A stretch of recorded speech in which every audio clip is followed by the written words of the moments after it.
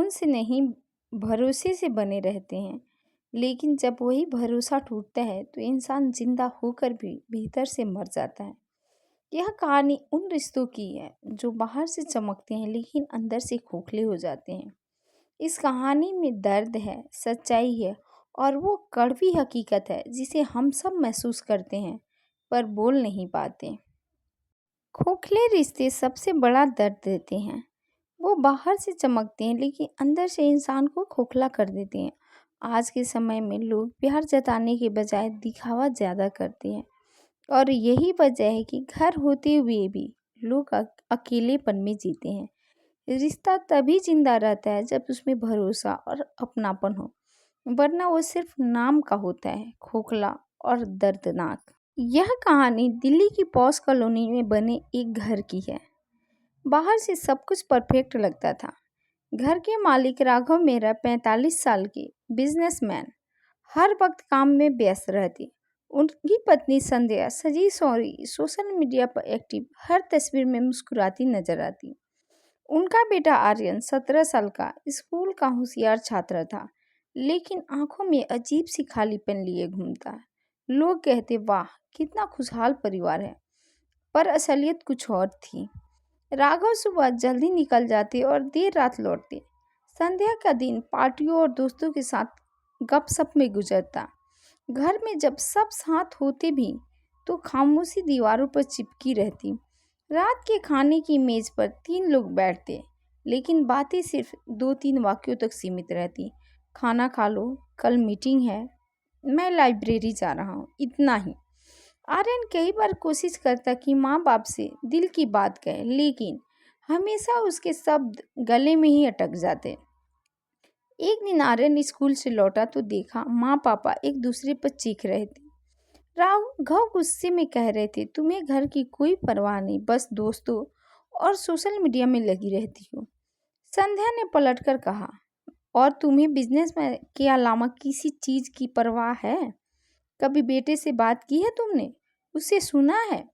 आर्यन दरवाजे पर खड़ा कांपता रहा। उसने पहली बार महसूस किया कि उनके रिश्ते सिर्फ नाम के रह गए हैं। आर्यन के दोस्तों के पेरेंट्स उसे अपने घर बुलाते। वहां वह देखता माँ बच्चे से हालचाल पूछती, पिता उसके साथ बैठकर हंसते। आर्यन के चेहरे पर मुस्कान आती, लेकिन दिल अंदर से रो उठता।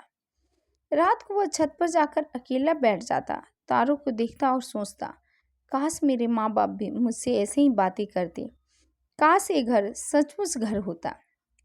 एक रात आर्यन देर तक ऑनलाइन पढ़ाई कर रहा था। तभी उसने देखा माँ किसी अनजान शख्स से वीडियो कॉल पर बात कर रही है और मुस्कुरा रही है। वो चौंक गया। अगले ही सुबह पापा का फोन टेबल पर पड़ा था। उसमें कई चैट्स खुली थी। राघव भी किसी दूसरी औरत के साथ गहरे रिश्ते में थे। आर्यन का दिल जैसे बिखर गया। उसे लगा तो यह घर सिर्फ एक नकाब है, अंदर से पूरी तरह खोखला। धीरे धीरे आर्यन चुप रहने लगा। न दोस्तों से बातें, न पढ़ाई पर ध्यान। उसकी आंखों के नीचे काले घेरे गहराने लगे। एक दिन स्कूल में उसके टीचर ने नोटिस किया और पूछा, सब ठीक है आर्यन?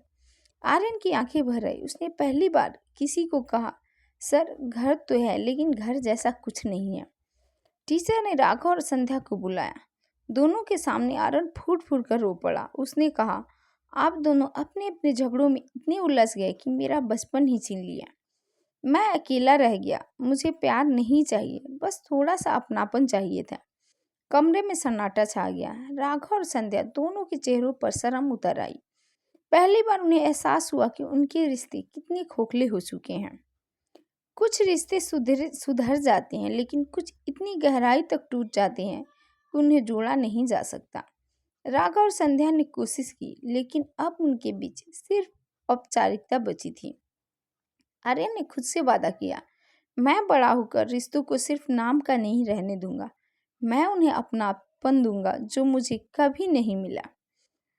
खोखले रिश्ते सबसे बड़ा दर्द देते हैं। वो बाहर से चमकते हैं लेकिन अंदर से इंसान को खोखला कर देते हैं। आज के समय में लोग प्यार जताने के बजाय दिखावा ज़्यादा करते हैं और यही वजह है कि घर होते हुए भी लोग अकेलेपन में जीते हैं। रिश्ता तभी जिंदा रहता है जब उसमें भरोसा और अपनापन हो, वरना वो सिर्फ नाम का होता है, खोखला और दर्दनाक।